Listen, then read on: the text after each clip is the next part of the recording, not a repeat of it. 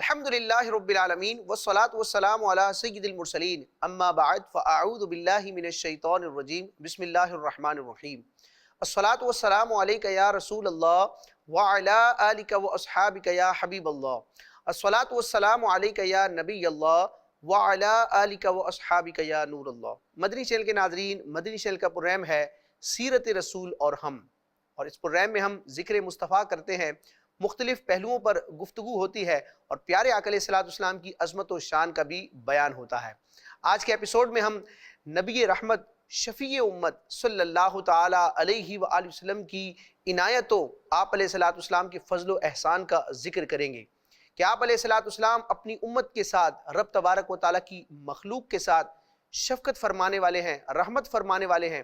اور مشکل وقت میں، مصیبت میں، بیماری میں، تکلیف میں ان کی مدد فرمانے والے ہیں۔ پیارے آقا علیہ السلام دستگیر دو جہاں ہیں۔ رب تبارک و تعالیٰ نے اپنے محبوب اعظم صلی اللہ تعالی علیہ وآلہ وسلم کو ایسی اتھارٹی عطا فرمائی ہے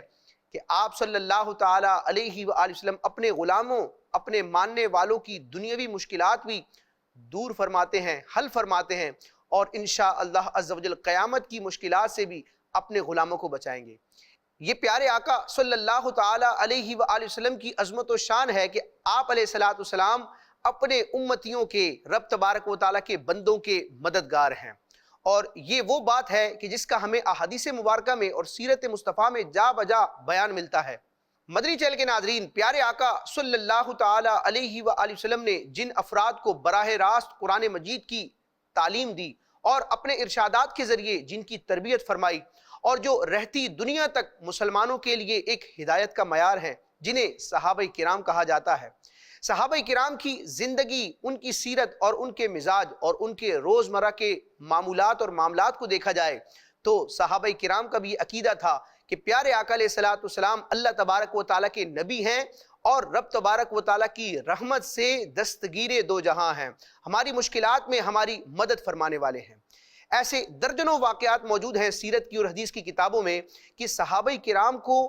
اگر دنیاوی اعتبار سے کوئی تکلیف ہوتی، مسئلہ ہوتا، کوئی بیماری ہوتی، کسی چیز کی حاجت ہوتی، تو وہ دنیا داروں کے پاس نہ جاتے، کسی ڈاکٹر کے پاس نہ جاتے، بلکہ وہ بارگاہ رسالت میں حاضر ہوتے، کیونکہ ان کا یہ عقیدہ تھا، ان کا یہ اعتقاد اور نظریہ تھا کہ نبی پاک علیہ السلام ہماری ہر طرح کی مشکل دور فرمانے والے ہیں۔ کئی ایسے واقعات ملیں گے کہ صحابہ کرام کو کوئی ایسی تکلیف ہوئی کہ جس تکلیف کا علاج بظاہر ایک طبیب یا ڈاکٹر یا حکیم کے پاس تھا، لیکن صحابہ کرام نے پیارے آقا علیہ السلام کی بارگاہ میں حاضر ہو کر عرضی پیش کی، اور پیارے آقا علیہ السلام نے بھی یہ نہیں فرمایا کہ کسی ڈاکٹر کے پاس جاؤ، کسی حکیم اور طبیب کے پاس جاؤ، یا کسی دنیاوی دانشمند کے پاس، یا اس فیلڈ کا جو ماہر ہے اس کے پاس جاؤ، بلکہ پیارے آقا صلی اللہ تعالی علیہ وسلم نے اپنی بارگاہ میں حاضر ہونے والے صحابہ کرام کو، اپنے غلاموں کو، اپنے امتیوں کو ایسا نوازا کہ ان کی مشکلات بھی دور ہو گئیں اور ان کے دامن بھی برکتوں سے بھر گئے۔ ایسے کئی واقعات ہیں۔ ایک واقعہ جس کا بیان بخاری شریف میں ایک سے زائد مقامات پر ہے، اور وہ صحابی اتنے پیارے صحابی ہیں کہ جن کو علماء کرام کنز الاحادیث کہتے ہیں۔ کنز الاحادیث یعنی احادیث کا خزانہ۔ کیوں کہا جاتا ہے؟ اس لیے کہ اس دور میں، اس وقت ہمارے پاس احادیث مبارکہ سے ریلیٹڈ جتنی بھی کتابیں ہیں، ان تمام کتابوں میں سب سے زیادہ جس صحابی رسول کی روایت کردہ حدیثیں اور روایتیں موجود ہیں وہ شخصیت ہیں، اور اسی لیے ان کو کنز الاحادیث کہا جاتا ہے کہ وہ حدیث کا خزانہ ہے، جن کو دنیا ابو ہریرہ رضی اللہ تعالی عنہ کی کنیت سے جانتی ہے، جن کے نام کے حوالے سے علماء میں کافی اختلاف ہے، کیونکہ یہ کنیت بارگاہ رسالت سے ان کو عطا ہوئی تو ان کے اصل نام پر ابو ہریرہ کی کنیت کا اتنا غلبہ ہوا کہ ان کے اصل نام سے کئی لوگ واقف نہیں ہیں۔ کئی اقوال ہیں، لیکن علماء کرام ذکر کرتے ہیں کہ درست قول کے مطابق جس پر اکثر علماء ہیں وہ یہ ہے کہ حضرت ابو ہریرہ رضی اللہ تعالی عنہ کا اصل نام عبد الرحمن بن صخر ہے۔ تو عبد الرحمن بن صخر المعروف ابو ہریرہ رضی اللہ تعالیٰ عنہ کا ایک بڑا خوبصورت واقعہ ہے جو امام بخاری رحمۃ اللہ تعالی نے بخاری شریف کی بالکل ابتداء میں ذکر کیا ہے۔ حضرت سیدنا ابو ہریرہ رضی اللہ تعالیٰ عنہ چونکہ اصحاب صفہ میں شامل تھے، اور ان کا شب و روز کا یہ وظیفہ تھا کہ یہ نبی مختار صلی اللہ تعالی علیہ وآلہ وسلم کے فرامین، آپ کے ارشادات سنا کرتے تھے اور ان کو زبانی یاد کر لیا کرتے تھے اور پھر اپنے شاگردوں سے، دیگر صحابہ کرام سے اس کو بیان کیا کرتے تھے۔ تو ابو ہریرہ رضی اللہ تعالیٰ عنہ ایک مرتبہ بارگاہ رسالت میں حاضر ہوئے اور عرض کرتے ہیں کہ یا رسول اللہ، میں نے آپ سے بہت ساری حدیثیں سنی ہیں، آپ کے بہت سے ارشادات سنے ہیں، لیکن میں انہیں بھول گیا ہوں۔ یعنی کہ حضرت ابو ہریرہ رضی اللہ تعالیٰ عنہ نے حافظے کی شکایت کی کہ یا رسول اللہ، میرا حافظہ کمزور ہے، آپ سے میں احادیث بہت زیادہ سنتا ہوں لیکن وہ مجھے یاد نہیں رہتی۔ چنانچہ امام بخاری رحمۃ اللہ تعالی علیہ نے بخاری شریف کی ابتداء میں کتاب العلم میں اس روایت کو ذکر کیا۔ حضرت ابو ہریرہ رضی اللہ تعالیٰ عنہ بارگاہ رسالت میں حاضر ہوتے ہیں اور عرض کرتے ہیں یا رسول اللہ، انی اسمع منک حدیثا کثیرا انساہ، یا رسول اللہ میں نے آپ سے بہت سی حدیثیں سنی ہیں لیکن انہیں میں بھول گیا ہوں۔ تو مدنی چینل کے ناظرین، پیارے آقا علیہ الصلوۃ والسلام نے یہ سننے کے بعد یہ نہیں فرمایا کہ اے ابو ہریرہ کسی حکیم کے پاس جاؤ، کسی طبیب کے پاس جاؤ، یا فلاں غذا کھاؤ جس سے تمہارا حافظہ مضبوط ہو، بلکہ پیارے آقا علیہ الصلوۃ والسلام حضرت ابو ہریرہ رضی اللہ تعالیٰ عنہ کی دستگیری فرماتے ہیں، آپ کی اس مشکل کو حل فرماتے ہیں، اور حضرت ابو ہریرہ رضی اللہ تعالیٰ عنہ کو حکم فرماتے ہیں ابسط رداءک، اے ابو ہریرہ اپنی چادر کو بچھا دو۔ اب حضرت ابو ہریرہ رضی اللہ تعالیٰ عنہ نے یہ نہیں کہا، نہ دل میں سوچا کہ میں نے حافظے کی شکایت کے لیے عرض کی ہے اور پیارے آقا علیہ الصلوۃ والسلام بظاہر چادر پھیلانے کا حکم فرما رہے ہیں، یہ حکم کے تابع تھے، لہٰذا انہوں نے اپنی چادر جو تھی وہ پھیلا دی۔ اب پیارے آقا علیہ الصلوۃ والسلام کی ادا دیکھیں، فرماتے فغرف بیدیہ، پیارے آقا صلی اللہ تعالی علیہ وآلہ حضرت ابو ہریرہ رضی اللہ تعالیٰ عنہ کی چادر میں ڈال دیا، گویا کہ حضرت ابو ہریرہ رضی اللہ تعالیٰ عنہ کی خالی جھولی کو بھر دیا۔ اب پیارے آقا علیہ الصلوۃ والسلام نے حضرت ابو ہریرہ سے ارشاد فرمایا کہ اے ابو ہریرہ اس چادر کو اپنے سینے سے لگاؤ۔ تو یہاں پر حضرت ابو ہریرہ رضی اللہ تعالیٰ عنہ نے تعجب کا اظہار نہیں کیا، کوئی سوال نہیں کیا کہ یا رسول اللہ یہ کیا معاملہ ہے، میں نے مسئلہ تو حافظے کا بیان کیا تھا لیکن یہ کیا معاملہ ہے۔ تو یہ پیارے آقا علیہ الصلوۃ والسلام کے تابع تھے، فرماتے ہیں فَدَمَمْتُهُ، میں نے اس چادر کو اپنے سینے سے لگا لیا۔ اب اس چادر کو سینے سے لگانے کی برکت کیا ہوئی، حضرت ابو ہریرہ رضی اللہ تعالیٰ عنہ بیان فرماتے ہیں، جس کو امام بخاری رحمۃ اللہ تعالیٰ علیہ اور درجنوں محدثین نے اپنی کتابوں میں روایت کیا ہے۔ کنز الاحادیث حضرت سیدنا عبد الرحمن بن صخر المعروف ابو ہریرہ رضی اللہ تعالیٰ عنہ فرماتے ہیں فما نسیت شیئا بعدہ، کہ اس کے بعد میں کچھ بھی نہ بھولا۔ اگر عربی گرامر سمجھنے والے افراد اس روایت کے الفاظ پر غور کریں تو سبحان اللہ کتنا ایمان افروز یہ بیان ہے کہ ماں حرف نفی ہے اور اس کے بعد شیئا نکرہ آ رہا ہے، اور یہ عربی گرامر کا اصول ہے کہ نفی والے کلام میں جب اس میں نکرہ آتا ہے تو اس میں عموم آتا ہے۔ تو اب اس کا ترجمہ اور خلاصہ یہ بنے گا کہ حضرت ابو ہریرہ رضی اللہ تعالیٰ عنہ نے ارشاد فرمایا فما نسیت شیئا بعدہ، میں اس کے بعد یعنی پیارے آقا علیہ الصلوۃ والسلام کی اس کرم نوازی اور دستگیری کے بعد کچھ بھی نہ بھولا۔ تو گویا آپ علیہ الصلوۃ والسلام نے اس طرح حضرت ابو ہریرہ رضی اللہ تعالیٰ عنہ کی دستگیری فرمائی اور انہیں حافظہ عطا فرما دیا۔ اسی طرح نبی کریم رؤوف الرحیم صلی اللہ تعالیٰ علیہ وآلہ وسلم کے ایک بڑے پیارے صحابی ہیں حضرت جابر بن عبداللہ رضی اللہ تعالیٰ عنہ، ان کے جو والد تھے وہ بھی صحابی رسول تھے اور وہ جنگ احد میں شہید ہوئے، لیکن شہادت سے پہلے انہوں نے یہودیوں سے کچھ قرض لے رکھا تھا۔ تو آپ رضی اللہ تعالیٰ عنہ کی جب شہادت ہوئی تو آپ رضی اللہ تعالیٰ عنہ یہودیوں کے قرض دار تھے۔ حضرت جابر رضی اللہ تعالیٰ عنہ بارگاہ رسالت میں حاضر ہوتے ہیں اور اس مسئلے کو عرض کرتے ہیں کہ یا رسول اللہ میرے والد گرامی شہید ہو گئے لیکن وہ یہودیوں کے مقروض تھے اور اس قرض کی ادائیگی کے لیے میرے پاس صرف کھجوریں ہیں، اور وہ کھجوروں کا باغ ایسا ہے کہ کئی سال بھی اگر میں کھجوروں کے ذریعے اس قرض کو ادا کرتا رہوں تو وہ قرض مکمل نہ ہوگا، ادا نہ ہوگا، لہٰذا یا رسول اللہ آپ باغ میں تشریف لے چلیے تاکہ آپ کے ادب سے یہودی اپنا قرض وصول کرنے میں مجھ پر سختی نہ کریں، وہ کچھ میری رعایت کریں۔ تو اب پیارے آقا علیہ الصلوۃ والسلام نے حضرت سیدنا جابر رضی اللہ تعالیٰ عنہ پر شفقت کرتے ہوئے، احسان کرتے ہوئے اور ان کی مدد کرتے ہوئے کرم نوازی فرمائی، اور پیارے آقا علیہ الصلوۃ والسلام حضرت جابر رضی اللہ تعالیٰ عنہ کے اس کھجور کے باغ میں تشریف لے گئے۔ روایت میں ہے کہ جب پیارے آقا علیہ الصلوۃ والسلام اس باغ میں پہنچے تو آپ صلی اللہ تعالیٰ علیہ وسلم کے سامنے کھجوروں کا ایک ڈھیر لگا ہوا تھا۔ آپ صلی اللہ تعالیٰ علیہ وسلم کھجوروں کے اس ڈھیر کے پاس چکر لگانے لگے۔ نبی رحمت صلی اللہ تعالیٰ علیہ وآلہ وسلم نے جب دعا فرمائی اور اپنے مقدس قدموں سے حضرت جابر رضی اللہ تعالیٰ عنہ کے باغ کو نوازا تو اب اس کی برکت کیا ظاہر ہوئی۔ چنانچہ روایت میں ہے کہ آپ صلی اللہ تعالیٰ علیہ وآلہ وسلم کے معجزانہ تصرف اور دعا کی تاثیر سے ان کھجوروں میں اس قدر برکت ہوئی کہ تمام قرض ادا ہو گیا، قرض بھی ادا ہو گیا، اور کھجوروں کا جتنا ڈھیر موجود تھا وہ ویسے کا ویسا ہی رہا، یعنی بظاہر ان میں کوئی کمی نہ آئی۔ تو یوں پیارے آقا علیہ الصلوۃ والسلام اپنے غلاموں کی مدد فرمانے والے ہیں۔ چونکہ پیارے آقا علیہ الصلوۃ والسلام کو اللہ تعالیٰ نے ایسے اختیارات عطا فرمائے ہیں، لہٰذا آپ خدا داد اختیارات کا استعمال کرتے ہوئے اپنے غلاموں کی مدد کرتے ہیں۔ ہم اگرچہ اس طرح کے اختیارات کا استعمال نہیں کر سکتے کیونکہ ہمیں یہ اتھارٹی، یہ قدرت اور طاقت نہیں ہے، لیکن جو وسائل ہمارے پاس موجود ہیں، ہمارے پاس اگر پیسہ ہے، ہمارے پاس اچھا مشورہ ہے، ہم کسی کو وقت دے سکتے ہیں، کسی چیز کی طرف رہنمائی کر سکتے ہیں، تو ہمیں بھی چاہیے کہ جو لوگ مشکل میں ہوتے ہیں، جو مسلمان پریشانی کی حالت میں ہوتے ہیں، تو ان کی پریشانی میں ان کا ساتھ دیں، خواہ وہ مال کے ذریعے ہو، اچھے مشورے کے ذریعے ہو، وقت دینے سے ہو۔ بعض اوقات پریشان اور تکلیف میں مبتلا بندے کے سامنے مسکرا کر محبت بھرے دو جملے کہہ دینا اس کی مشکل کو آسان کر دیتا ہے، اس کو حوصلہ دلاتا ہے۔ تو اللہ تبارک و تعالی ہمیں بھی مسلمانوں کے ساتھ خیر خواہی کرنے اور جہاں جہاں ممکن ہو، جس قدر ممکن ہو، اللہ تبارک و تعالی ہمیں بھی مسلمانوں کی مدد کرنے کی توفیق عطا فرمائے۔ پیارے آقا علیہ الصلوۃ والسلام غزوات کے موقع پر بھی صحابہ کرام کی دستگیری فرمایا کرتے تھے۔ غزوہ خیبر کا جب معاملہ تھا اور خیبر فتح نہ ہو رہا تھا تو آپ علیہ الصلوۃ والسلام نے ایک غیبی خبر ارشاد فرمائی تھی۔ بخاری شریف میں اس روایت کا تفصیل کے ساتھ بیان موجود ہے، اس واقعے کا بیان موجود ہے کہ پیارے آقا علیہ الصلوۃ والسلام نے غیبی خبر دیتے ہوئے ایک دن پہلے ہی ارشاد فرما دیا تھا کہ یہ جھنڈا میں اس شخص کو دوں گا کہ جس کے ہاتھ پر فتح ہوگی، اور رب تبارک و تعالیٰ اور اس کا محبوب اس سے محبت کرتے ہیں اور وہ اللہ رسول سے محبت کرتا ہے۔ اگلے دن حضرت مولا علی رضی اللہ تعالیٰ عنہ کو پیارے آقا علیہ الصلوۃ والسلام نے یہ شرف عطا فرمایا اور ان کو پکارا کہ حضرت علی کہاں ہیں؟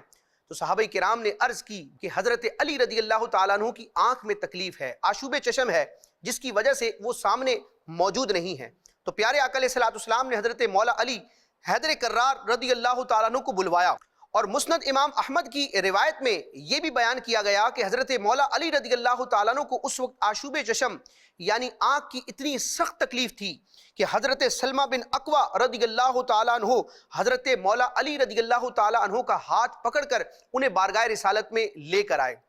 اب پیارے آقا علیہ الصلوۃ والسلام نے حضرت مولا علی رضی اللہ تعالیٰ عنہ کی اس طرح مدد فرمائی کہ ان کے لیے رب کی بارگاہ میں دعا بھی کی اور اپنا مبارک لعاب دہن حضرت مولا علی رضی اللہ تعالیٰ عنہ کی بیمار آنکھ پر لگایا۔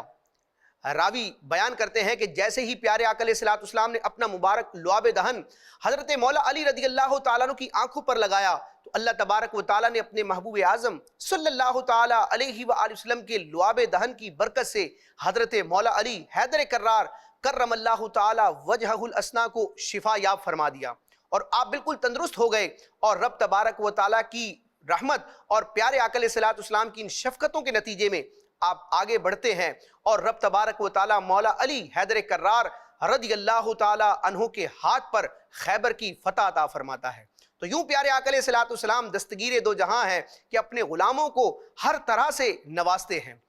غار ثور کا اگر واقعہ دیکھا جائے کہ ہجرت کے دوران جب صدیق اکبر رضی اللہ تعالیٰ عنہ بارگاہ رسالت میں ہیں اور غار ثور میں موجود ہیں، اور وہاں پر ایک سانپ حضرت ابو بکر صدیق رضی اللہ تعالیٰ عنہ کے پاؤں کے انگوٹھے پر ڈستا ہے، اور اس کی تکلیف کی وجہ سے حضرت ابو بکر صدیق رضی اللہ تعالیٰ عنہ روتے ہیں، آپ رضی اللہ تعالیٰ عنہ کی آنکھوں سے آنسو جاری ہوتے ہیں، تو پیارے آقا علیہ الصلوۃ والسلام صدیق اکبر رضی اللہ تعالیٰ عنہ پر بھی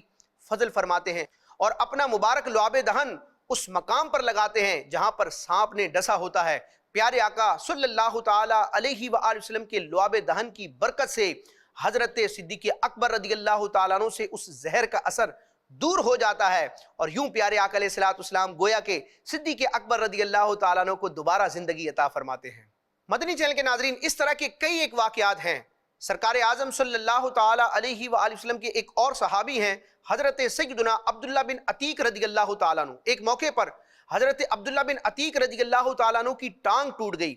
اور آپ کے جو ساتھی تھے وہ آپ رضی اللہ تعالیٰ عنہ کو بارگاہ رسالت میں لے کر حاضر ہوئے۔ پیارے آقا علیہ الصلوۃ والسلام نے یہ نہ فرمایا کہ کسی حکیم یا ڈاکٹر کے پاس جاؤ، وہ اس ٹانگ کا، ٹوٹی ہوئی ٹانگ کا علاج کرے گا، بلکہ پیارے آقا علیہ الصلوۃ والسلام حضرت عبداللہ بن عتیق رضی اللہ تعالی عنہ کی بھی دستگیری فرماتے ہیں، اور دستگیری فرمانے کا انداز کیا ہے؟ روایت میں ہے کہ جب ٹوٹی ہوئی ٹانگ حضرت عبداللہ بن عتیق رضی اللہ تعالیٰ عنہ نے بارگاہ رسالت میں پیش کی تو پیارے آقا علیہ الصلوۃ والسلام نے اپنا مبارک ہاتھ اس ٹوٹی ہوئی ٹانگ پر پھیرا تو رب تبارک و تعالیٰ کی قدرت سے وہ ٹوٹی ہوئی ہڈی واپس جڑ گئی، اور ایسا لگتا ہی نہ تھا کہ حضرت عبداللہ بن عتیق رضی اللہ تعالیٰ عنہ کی ٹانگ میں اور پاؤں میں کوئی تکلیف ہوئی ہے۔ تو یوں پیارے آقا علیہ الصلوۃ والسلام رب تبارک و تعالیٰ کے دیے ہوئے اختیارات کا اس قدر استعمال فرماتے ہیں کہ اپنے مشکل میں مبتلا، تکلیف میں مبتلا غلاموں کی مدد فرماتے ہیں۔ بالکل اسی سے ملتا جلتا ایک اور واقعہ ہے، چنانچہ غزوہ خیبر میں حضرت سیدنا سلمہ بن اکوع رضی اللہ تعالیٰ عنہ صحابی رسول، ان کی ٹانگ میں تلوار کا ایک زخم لگ جاتا ہے، اور یہی تکلیف ہے کہ ان کی بھی ٹانگ زخمی ہے۔ چنانچہ حضرت سلمہ بن اکوع رضی اللہ تعالیٰ عنہ فوراً بارگاہ رسالت میں حاضر ہوتے ہیں، اور آپ علیہ الصلوۃ والسلام 3 مرتبہ ان کے زخم پر دم کرتے ہیں۔ روایت میں آتا ہے کہ جب پیارے آقا علیہ الصلوۃ والسلام نے انہیں دم فرما دیا تو ان کے درد کی جو تکلیف تھی وہ ختم ہو گئی، اور صرف اس مقام پر زخم کا نشان رہ گیا، زخم بالکل درست ہو گیا۔ تو یوں پیارے آقا علیہ الصلوۃ والسلام اپنے غلاموں کی دستگیری فرمانے والے ہیں۔ مدنی چینل کے ناظرین، صحابہ کرام کے اس طرح کے واقعات کو پڑھنے اور سننے کے بعد پتہ چلتا ہے کہ صحابہ کرام کتنے خوش عقیدہ تھے، اور ان کا یہ اعتقاد اور نظریہ تھا کہ رب تبارک و تعالیٰ نے اپنے محبوب علیہ الصلوۃ والسلام کو اپنے غلاموں کے لیے مشکل کشا بنایا ہے کہ دنیاوی مصائب و آلام اور تکالیف میں بھی پیارے آقا علیہ الصلوۃ والسلام اپنے غلاموں کی مدد فرمانے والے ہیں۔ ایک اور واقعہ سنتے ہیں، چنانچہ حجۃ الوداع کے موقع پر پیارے آقا علیہ الصلوۃ والسلام کی بارگاہ میں ایک قبیلے کی خاتون اپنے ایک بچے کو لے کر حاضر ہوئی، اور وہ بچہ گونگا تھا، یعنی قوت گویائی سے محروم تھا، وہ بول نہیں سکتا تھا۔ تو اس خاتون نے بارگاہ رسالت میں عرض کی کہ یا رسول اللہ، یہ میرا اکلوتا بیٹا ہے، یعنی ایک ہی بیٹا ہے، لیکن یہ بول نہیں سکتا۔ تو پیارے آقا علیہ الصلوۃ والسلام نے پانی طلب فرمایا، پانی منگوایا، اور آپ علیہ الصلوۃ والسلام نے اس پانی میں ہاتھ دھو کر کلی فرمائی، اور پھر ارشاد فرمایا کہ یہ پانی اس بچے کو پلا دو اور کچھ اس کے اوپر چھڑک دو۔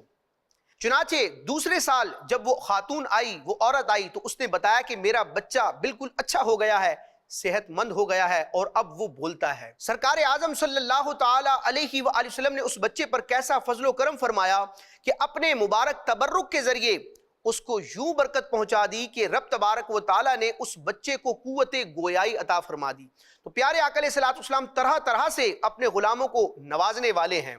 ایک صحابی رسول ہیں حضرت سیدنا قتادہ بن نعمان رضی اللہ تعالیٰ عنہ، غزوہ احد کا مارکہ ہے، اور اس دوران دشمن کی طرف سے ایک تیر آتا ہے اور حضرت قتادہ بن نعمان رضی اللہ تعالیٰ عنہ کی آنکھ میں لگتا ہے،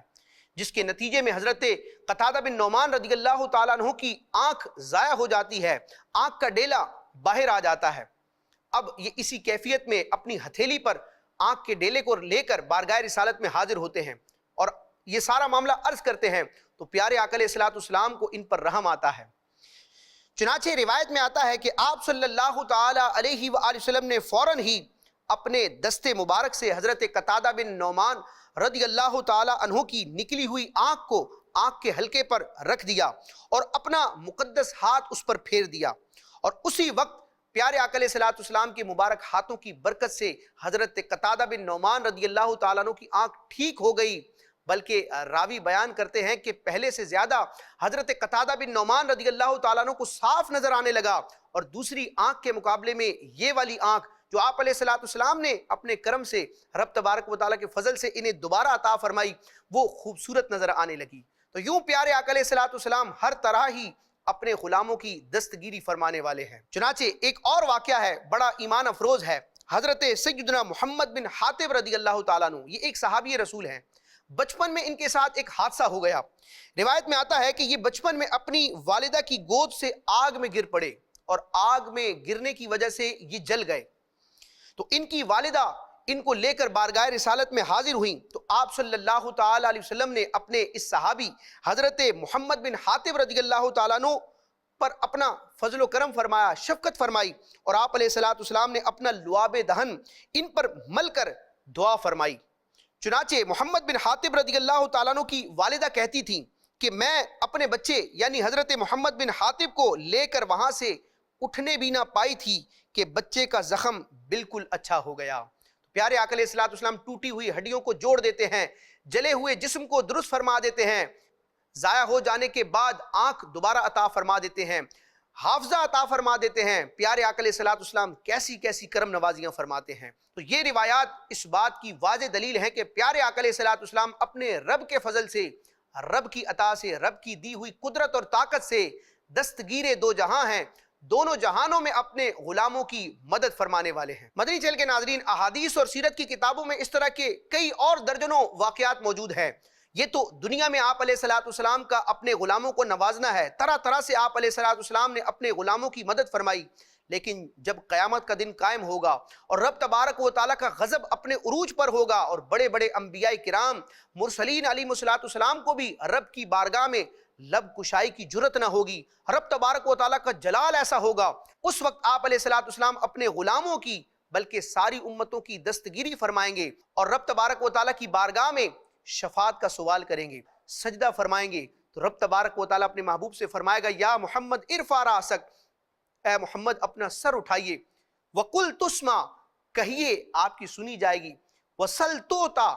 مانگیے آپ کو عطا کیا جائے گا، وَاشْفَعْ تُشَفَّعْ شفاعت کیجئے آپ کی شفاعت قبول کی جائے گی۔ اب پیارے آقا علیہ السلام کی شفاعت کے صدقے میں شفاعت کا دروازہ کھلے گا، دیگر انبیاء کرام مرسلین علیہ السلام، صحابہ کرام، اہل بیت اطہار،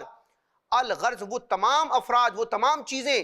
جن جن کو اللہ تعالیٰ نے شفاعت کا حق دیا ہوگا، سب پیارے آقا علیہ السلام کی شفاعت کے صدقے میں شفاعت کریں گے، اور اس دن نبی پاک علیہ السلام کی مدد اور آپ علیہ السلام کی حمایت سے کوئی بھی بے نیاز نہ ہوگا۔ اعلیٰ حضرت امام علیہ سنت اسی بات کو بیان فرماتے ہیں، چوٹ کرتے ہوئے ارشاد فرماتے ہیں کہ وہ لوگ جو دنیا میں پیارے آقا علیہ السلام کو دستگیر، مددگار اور مشکل کشا نہیں مانتے، تو وہ قیامت والے دن جب دیکھیں گے کہ اپنے ہوں یا پرائے ہوں، مسلمان ہوں یا کفار ہوں، سب ہی پیارے آقا علیہ السلام کی دعائی دیتے ہوں گے، اور انبیاء کرام بھی پیارے آقا علیہ السلام کے نیاز مند ہوں گے، آپ کی طرف ان کی بھی توجہ ہوگی، تو اس دن اگر کوئی مان بھی گیا تو اس کا ماننا اسے فائدہ نہ دے گا، کیونکہ اس دنیا میں تصدیق کرنی تھی۔ یہ دنیا دار العمل ہے اور قیامت دار الجزا ہے۔ لہٰذا اعلیٰ حضرت فرماتے ہیں آج لے ان کی پناہ، آج مدد مانگ ان سے، پھر نہ مانیں گے قیامت میں اگر مان گیا۔ اور دوسرے مقام پر فرماتے ہیں کہ حشر میں ہم بھی سیر دیکھیں گے، حشر میں ہم بھی سیر دیکھیں گے، منکر آج ان سے التجا نہ کرے، یعنی جو پیارے آقا علیہ السلام کی مدد کا منکر ہے، آج اگر وہ دنیا میں انکار کرتا ہے، لیکن قیامت کے دن وہ بھی پیارے آقا علیہ السلام سے مدد لینے کے لیے، شفاعت کا سوال کرنے کے لیے پھر رہا ہوگا، قیامت کے دن ہم اس کے چکر دیکھیں گے۔ تو یہ پیارے آقا علیہ السلام کی شان ہے کہ قیامت کے دن بھی آپ علیہ السلام دستگیری فرمائیں گے۔ چنانچہ بہار شریعت میں اسی عقیدے کو صدر الشریعہ بدر الطریقہ مفتی امجد علی اعظمی رحمۃ اللہ تعالیٰ علیہ نے یوں بیان فرمایا کہ تمام مخلوق اولین و آخرین حضور صلی اللہ تعالیٰ علیہ وآلہ وسلم کی نیاز مند ہے، یہاں تک کہ حضرت ابراہیم خلیل اللہ علیہ السلام، اور یہ مسلم شریف کی روایت ہے، پیارے آقا علیہ السلام نے ارشاد فرمایا کہ میں نے رب کی بارگاہ میں عرض کی اللہم اغفر لی امتی، اللہم اغفر لی امتی، 2 مرتبہ رب کی بارگاہ میں دعا کی کہ اے اللہ میری امت کو بخش دے، میری امت کی بخشش فرما۔ وَأَخَّرْتُ الثَّالِثَةَ لِيَوْمٍ يَرْغَبُ إِلَيَّ الْخَلْقُ كُلُّهُمْ حَتَّى ابراہیم علیہ السلام، اور تیسری دعا کو میں نے اس دن کے لیے مؤخر کر دیا ہے، ڈیلے کر دیا ہے، یعنی قیامت کے دن کے لیے اس کو میں نے باقی رکھا ہے، جس دن ساری مخلوق حتیٰ کہ ابراہیم علیہ السلام بھی میری طرف رغبت کریں گے، وہ بھی مجھ سے بے نیاز نہ ہوں گے۔ یعنی قیامت کے دن حضرت ابراہیم علیہ السلام کو بھی پیارے آقا علیہ السلام کی مدد کی حاجت ہوگی۔ اور حضرت ابراہیم علیہ السلام کون ہیں؟ اللہ تبارک و تعالیٰ کی تمام مخلوقات میں سب سے افضل پیارے آقا علیہ السلام، اور پیارے آقا علیہ السلام کے بعد دوسرے نمبر پر ساری مخلوق میں سب سے افضل و اعلیٰ حضرت ابراہیم علیہ السلام ہیں۔ تو جب پیارے آقا علیہ السلام کے بعد مخلوق میں سب سے اعلیٰ ہستی حضرت ابراہیم علیہ السلام بھی حضور کے حاجت مند ہیں، نیاز مند ہیں، انہیں بھی پیارے آقا علیہ السلام سے استغنا نہیں ہے، وہ بھی حضور کی مدد کے حاجت مند ہیں، تو پھر ماں و شما کس گنتی میں ہیں؟ اعلیٰ حضرت اسی لیے فرماتے ہیں کہ وہ جہنم میں گیا جو ان سے مستغنی ہوا، جو حضور سے معاذ اللہ بے پرواہ ہو جائے کہ مجھے حضور کی مدد کی، حضور کی دستگیری کی حاجت نہیں، تو اس کا ٹھکانہ پھر جہنم ہے، کیونکہ وہ جہنم میں گیا جو ان سے مستغنی ہوا ہے خلیل اللہ کو حاجت رسول اللہ کی۔ اللہ تبارک و تعالیٰ پیارے آقا علیہ السلام کی مدد سے ہمیں بھی حصہ عطا فرمائے، اور ہمیں اللہ تبارک و تعالیٰ نے جو طاقت، مال، جو ریسورسز عطا کی ہیں ان کا استعمال کر کے اللہ تبارک و تعالیٰ ہمیں بھی دیگر مسلمانوں کی مدد کرنے، ان کی مشکل اور ان کی تکلیف میں ان کے ساتھ دینے اور ان کے ساتھ ایک شفقت والا برتاؤ کرنے کی توفیق عطا فرمائے، آمین بجاہ النبی الامین صلی اللہ تعالی علیہ وسلم۔ مدنی چینل دیکھتے رہیے۔ سنت کے مطابق میں ہر ایک کا